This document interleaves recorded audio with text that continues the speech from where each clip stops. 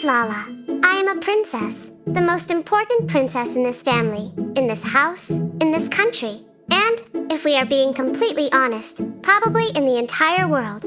The world simply hasn't officially recognized it yet. But I'm in no hurry. Great rulers know how to wait, especially when they can wait on a soft cushion while being served chicken breast.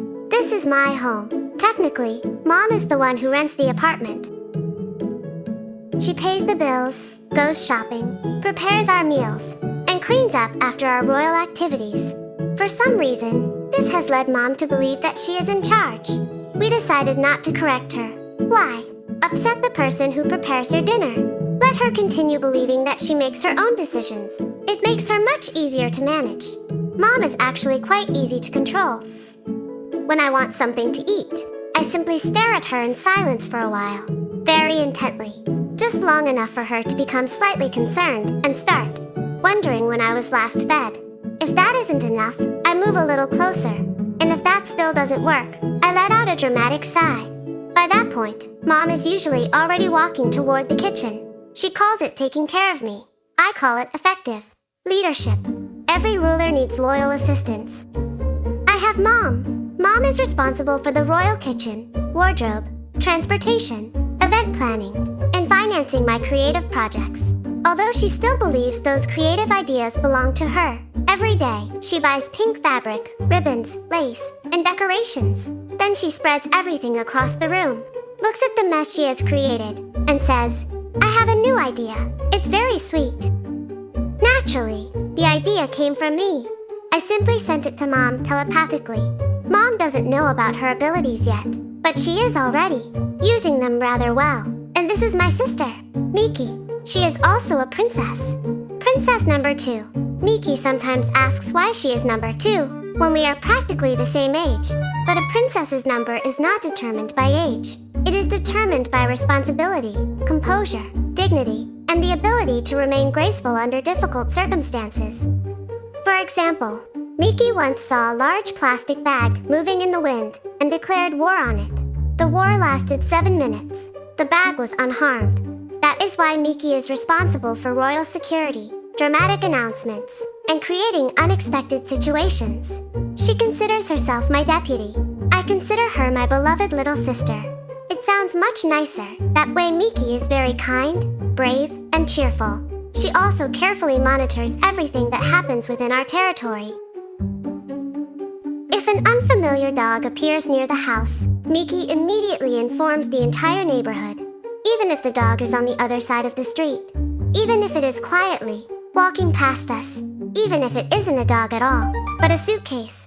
Miki believes you can never be too careful. Sometimes Mom says, "Miki, be quiet."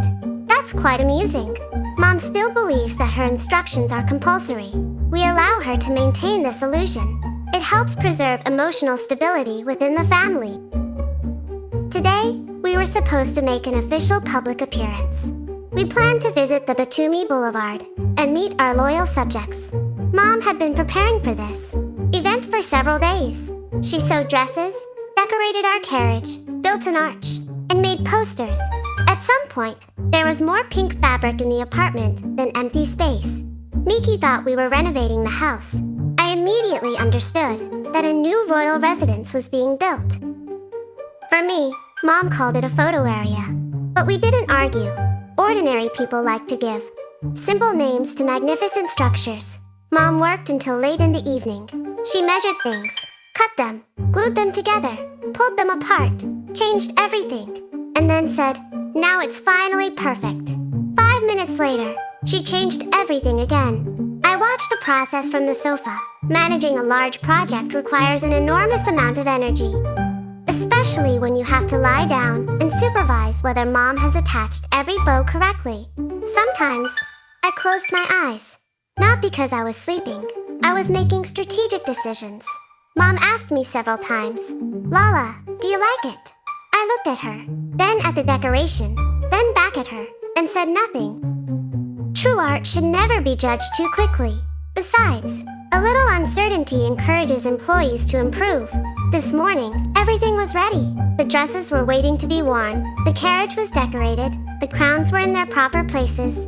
Mom was already imagining us walking beautifully along the boulevard, while people smiled, filmed us, and followed our social media accounts. And then it started to rain. Of course, Mom was a little disappointed. She walked over to the window, looked at the sky, and said, "We're not going anywhere today." Miki was surprised. She was convinced that I had arranged the rain.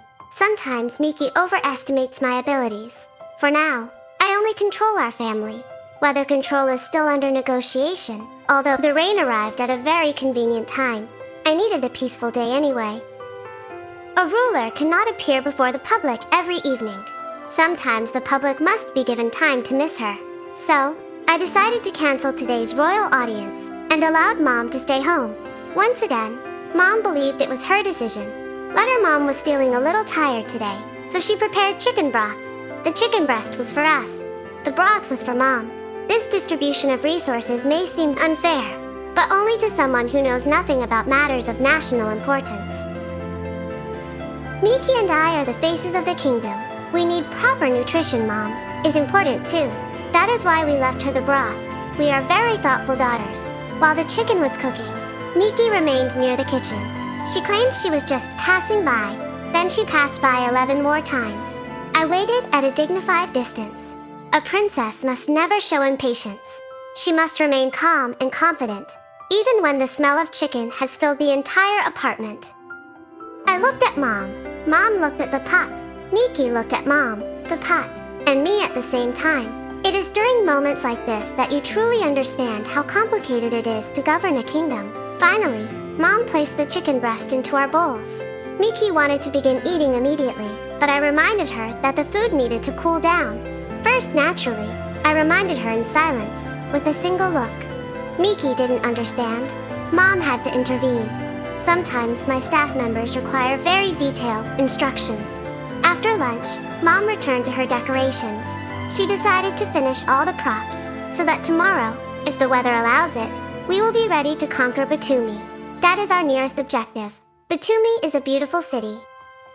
It has the sea, palm trees, a long boulevard, and many people who don't yet know that they are about to become our fans. Some of them have already met us during our walks. They smile, stop, take pictures of us, and say they have never seen dogs like us before. I understand them. There truly is no one else like me. Miki is special too, but we are talking about me right now.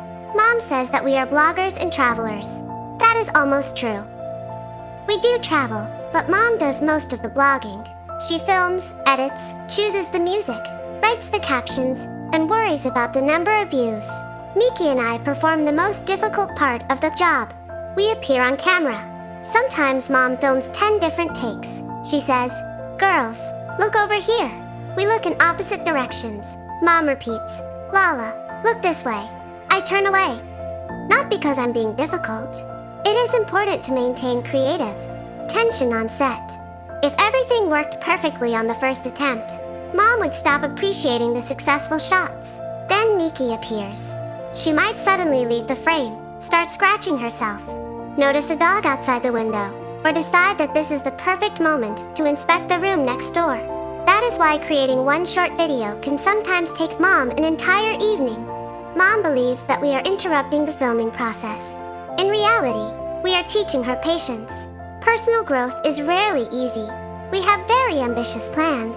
First, we will conquer Batumi. Then we will travel farther. Mom dreams about Europe, a beautiful house, traveling, and starting a new life. She thinks these are her dreams. But, as you probably understand by now, I also carefully placed the idea of a European royal residence into her mind.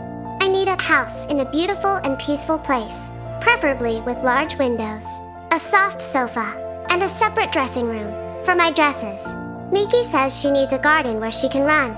Mom dreams of having a bedroom and her own creative studio. I don't object. Every member of the royal family may have a small personal area, if the size of the house permits it, of course. Our journey toward this dream is only just beginning. For now, our royal residence is in Batumi. The carriage isn't completely finished, yet Mom is only learning how to make long videos. Miki is still negotiating with suspicious plastic bags, and the world doesn't yet know that it has a new princess. mean two princesses. Miki asked me to make that clear, and that is exactly why I decided to begin my diary. I will tell you about our lives, our family's secrets, our travels, and our magnificent plans. You will watch Mom build our pink empire while continuing to believe that it was all her own idea.